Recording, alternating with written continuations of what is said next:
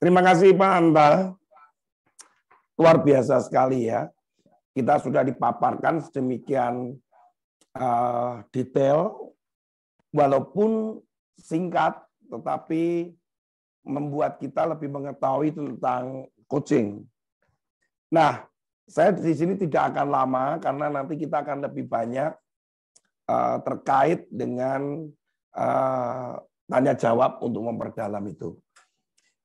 Tetapi ada satu hal yang kakak-kakak, bapak ibu, saudara-saudara harus pahami bahwa pelatih sebagai pelatih atau sebagai coach itu yang perlu diwaspadai adalah seperti catatan kita pada beberapa bulan yang lalu yang narasumber itu sampaikan bahwa kita jangan terjebak ketika meng-coach atau melatih mereka pada sesuatu yang akhirnya fokus pada dirinya sendiri nantinya. Nanti akhirnya berkembang kepada kalau dipanjangkan begitu ya, dijauhkan ya, akhirnya menjadikan dirinya adalah super gitu. Yang perlu diperhatikan bahwa membawa mereka itu menarik sekali. Tadi Pak Anta menyebutkan bahwa coach itu adalah menyadarkan orang lain, siapapun yang kita coach, untuk sadar tentang dirinya, gitu ya, menyadari, kemudian memahami, begitu. Sehingga seperti yang dipraktekkan oleh Pak Anta kepada Pak Hardi tadi, bahwa bagaimana bagaimana itu terjadi proses kognitif untuk menyadari dan oh iya sampai menemukan oh iya begitu. Nah, di dalam kekristenan, kita sebagai orang percaya, itu menyadarkan anak kita tentang siapa dirinya, bagaimana dirinya, memahami dirinya sebagai ciptaan Tuhan yang baik dan sangat baik. Bagaimana menyadari bahwa dirinya bagian di dalam rencana Tuhan. Sampai pada pemahaman juga bahwa di coach, dilatih sampai dia sadar bahwa dirinya akan menjadi mirip seperti Kristus. Kalau tidak, karena coach ini memang coaching ini akan membawa pada orang akhirnya menjadikan dirinya sendiri itu seperti super dan lebih gitu ya. Nah, mungkin itu pemahaman-pemahaman yang kita sebagai orang percaya yang harus pahamin. Dan kenapa ini penting? Apalagi tadi Pak Anta menyebutkan bahwa pada usia umur 12 tahun dalam perkembangan kognitifnya yang mulai dapat diajak untuk berpikir, kemudian logikanya, dan disitulah saat-saat yang tepat untuk nge-coach gitu ya, melatih. Tetapi kembali lagi bahwa sesuai dengan perkembangan yang ada secara kognitif, itu pun dipengaruhi oleh beberapa faktor yang mana ya bisa saja gizinya, lingkungannya, yang mungkin saja bukan pada usia-usia di usia 11 tahun, bisa 10 tahun atau 9 tahun, tergantung perkembangan kognitifnya. Tapi yang penting ketika anak-anak itu lebih bisa diajak berpikir. Nah, menarik sekali kalau kita melihat pada usia-usia 11 tahun, 12 sampai dikatakan sampai umur 20-an tahun itu masa-masa remaja. Nah, saya mencoba untuk melihat bahwa apa yang terjadi hari-hari ini, kita membuka hati kita, membuka pikiran kita, bahwa ada masalah-masalah yang anak-anak remaja hadapin ketika mereka menghadapi dunia yang mungkin mereka nggak pernah sangka sebelumnya. Nah, kaitan dalam hal ini adalah lebih kepada kekerasan. Bagaimana kekerasan yang marak, anak-anak yang menjadi korban, termasuk pelaku. Beberapa waktu yang lalu misalkan mereka menghadapi ketika dirundung oleh teman-temannya. Kejadian perundungan yang terjadi yang ditampilkan dalam sebuah perekaman video 15 detik itu bagaimana anak kemudian dipaksa berhubungan dengan binatang gitu, dan saat itu anak ini mengalami tekanan yang berhari-hari dan kemudian sakit dan beberapa waktu kemudian meninggal dunia anak ini. Di Hari Anak Nasional kemarin aja ini membuat sebuah duka buat bangsa kita. Belum lagi kasus di Kanjuruhan yang beberapa waktu lalu di 1 Oktober, bahwa kita nggak menyadari bahwa kita jangan lihat korban yang jumlahnya per hari ini adalah 134 yang meninggal. Tapi kita juga harus melihat bahwa pelaku-pelaku yang merusak, kemudian mereka yang kemudian melakukan perkelahian, rata-rata di antara mereka itu adalah remaja yang dikatakan oleh Pak Anta sekitar umur 11 sampai umur 20-an itu. Ini kan kondisi yang mereka sepertinya kehilangan arah kemana mereka harus pergi dan mereka harus bersikap, yang mana diperlukan peran coaching. Itu bukan hanya sekedar, oh gereja ini Pak, ini peran gereja ini. Mungkin gaya guru sekolah minggu, atau dia yang menjadi pembina remaja dan pembina pemuda, maka coaching ini benar-benar salah satu yang efektif. Kalau dikatakan tadi, salah satu metode yang efektif. Dengan bertanya, kemudian terus bertanya. Bahkan dulu ketika saya ketemu dengan salah satu teman saya, dia seorang lulusan dari Australia, S3 waktu itu, dia menggunakan pendekatan supaya mengetahui tentang diri kita itu dengan pertanyaan mengapa. Coba Tony kamu jawab pertanyaan-pertanyaan saya. Kemudian dia tanya, kamu mengapa kamu melayani Tuhan? Saya berkata misalkan, oh ya karena saya ingin membalas cintanya Tuhan. Mengapa kamu ingin membalas cintanya Tuhan? Pertanyaan-pertanyaan itu membuat saya semakin dalam untuk memahami sesuatu. Nah, demikian pula untuk anak-anak remaja saat ini ketika disimpulkan pertanyaan-pertanyaan itu.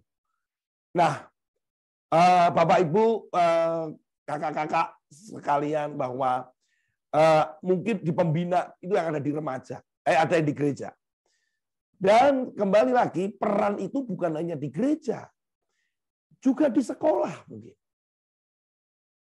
Juga ada di keluarga, di mana kalau 414 window ya atau ABBG ini itu mengambil peran, mungkin bisa di-share screen saya yang di terakhir. Langsung aja, Joseph. Ya, yang di root, yang di reach, road. Ya, okay. Ya, jadi kalau kita melihat bahwa di Anak Bersinar Bangsa Gemilang 414 window ini, bagaimana kita menjangkau, merescue, kemudian reach, rescue, root, dan release.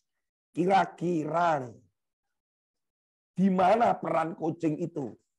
Atau kita sebagai coach, sebagai orang tua, sebagai pendidik, sebagai gembala, pendeta, pembina, kira-kira kita ini ada di mana? Gitu.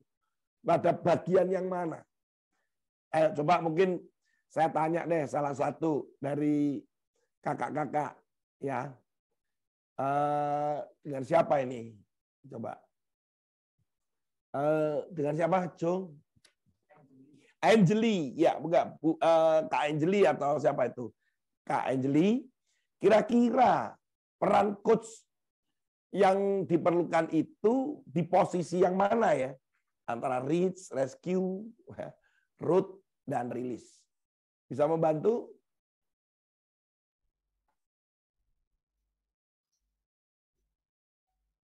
Ya. Angeli? Ya. Peran coach ya? Ya. Di posisi mana? Di reach, rescue, root, atau release-nya? di reach mungkin kita sebagai coach, pemimpin, kita bisa mengcoach apa ya maksudnya anak buah kita untuk bagaimana mereka menyadari bagaimana mereka harus menjangkau dan untuk pengutusan. Oke, Rilis. di bagian pengutusan yang dirilis ya. Oke, terima kasih Kak Angelin. Oke, untuk posisi ketika di bagian mana akan berperan sebagai coach, karena menarik sekali tadi peran orang tua yang ada trainer, ada konsultan, ada coach, ya, ada konselor gitu. Nah, posisi coach ketika kita melihat dari 4 hal ini, maka posisi itu akan lebih banyak pada root dan rilis. Ketika pemuritan itu pada usia tertentu kita bagaimana kita mendampingi dalam proses mentoringnya, karena memang betul bahwa coach akan dilanjutkan pada mentoring. Nah, itu ada di posisi pemuritan. Nah, rilis ketika kita mendampingi anak ketika mereka menghadapi berbagai hal di dunia ini yang nggak mudah bagi dia. Itu bukan lagi anak itu sebagai subjek, tetapi kita partner di situ untuk bersama-sama. Maka di sini peran untuk coach sangat besar sekali. Betul, Kak Angelin mengatakan dirilis ketika di dalam pengutusan itu. Karena ketika mereka berjalan, mereka akan menghadapi begitu banyak tantangan di situ. Bagaimana ketika mereka melayani, ketika mereka menghadapi satu problem demi problem, begitu menghadapi kesulitan demi kesulitan, yaitu lebih banyak ketika mereka sedang rilis, ketika mereka benar-benar diutus dan mereka melayani dan ada di marketplace misalkan, ketika mereka ada di sekolah, ketika mereka sedang bertanding, ketika mereka sedang perform. Nah, disitulah coach. Saya masih ingat sekali ketika anak saya waktu itu gagal di dalam sebuah performance di sekolahnya, talent show-nya. Dan saat itu adalah seperti rilis ketika kami melepas dia untuk ikut ajang di dalam talent show itu. Nah, saat itu kami sebagai orang tua tahu bahwa kondisinya wah ini kalah ini saya bilang. Karena apa yang ditampilkan oleh dia fatal sih ya gitu ya. Waktu itu dia minta tanya kepada saya, "Papi, saya mesti menampilkan talent apa untuk saya bisa tampil lagi di saat itu di grade 3 atau grade 4 begitu ya, berarti sekitar umur 8 atau 9 tahun. Nah, saat itu saya sebagai konsultan. Kenapa? Karena saya memilihkan dia. Karena sebelum-sebelumnya saya memilihkan juga sebagai konsultan untuk dia ikut dalam talent show Telling Story. Dan di situ dia juara gitu. Terus berikutnya dulu ada magic show. Wah, dia juara lagi gitu. Nah, istri saya bilang, kalau kamu ikut lagi pada bidang yang sama, itu bukan tantangan namanya gitu. Nah, saya sebagai konsultan, saya ngomong sama anak saya, kamu ikut aja fashion show, saya bilang gitu. Waduh, istri saya sebetulnya meragukan, loh Papi, kok disuruh ikut fashion show? Loh, ini kan lain daripada yang lain gitu. Nah, akhirnya saya sebagai konsultan dan sebagai trainer, saya sebagai trainernya saya melatih dia untuk fashion show-nya. Dan saya gabungkan fashion show itu dengan sulap, dengan magic. Dan dia bisa berganti pakaian ketika di hadapan banyak orang. Ya. Dan saat itu jurinya juga kaget. Tetapi masalahnya ketika dia balik dari pose, kemudian dia mau balik di balik panggung, ternyata baju yang dia bawa yang mestinya dibawa begini gitu ya. Dia oleh anak saya ternyata dikumal-kumal begitu ya, dibawa di depan perutnya, kemudian dia jalan begitu saja. Waduh, saya langsung ngomong sama istri saya ketika saya menyaksikan itu, fail. Dia nanti pasti fail, gitu kan? Benar, dan kemudian saya ada di belakang panggung saat itu. Saya di belakang panggung, ketika dia turun, saya melakukan fungsi sebagai coach. Bagaimana perasaanmu? Dan dia langsung, nggak apa-apa kok, Papi, nggak apa-apa katanya gitu. Gimana perasaan? Apakah kamu kecewa? Apakah kamu menyesal? Jadi pertanyaan-pertanyaan itu untuk mengerti kondisi emosinya dia. yang ternyata saya pikir bahwa itu tidak apa-apa betul, tapi faktanya ketika dia pulang dari sekolah, dan ketika itu kami pulang di rumah, dia kembali ke sekolah, dan saat dia kembali ke rumah ketemu dengan kami lagi, dia nangis. Karena dia dikatakan oleh teman-temannya, kamu kok bisa kalah? Kamu kok bisa kalah? Nah, ternyata itu menekan ke dia. Nah, inilah kemudian fungsi sebagai konselor seperti dikatakan tadi. Tadi waktu di balik, ketika saya ada di belakang layar, di belakang stage, saya berperan sebagai coach. Tetapi ketika dia pulang, saya bukan lagi coach, tapi sebagai konselor. Tapi peran orang tua ini menarik sekali. Dan tidak ada yang mana yang lebih penting, tinggal situasinya di mana yang harus kita gunakan pada situasi tertentu.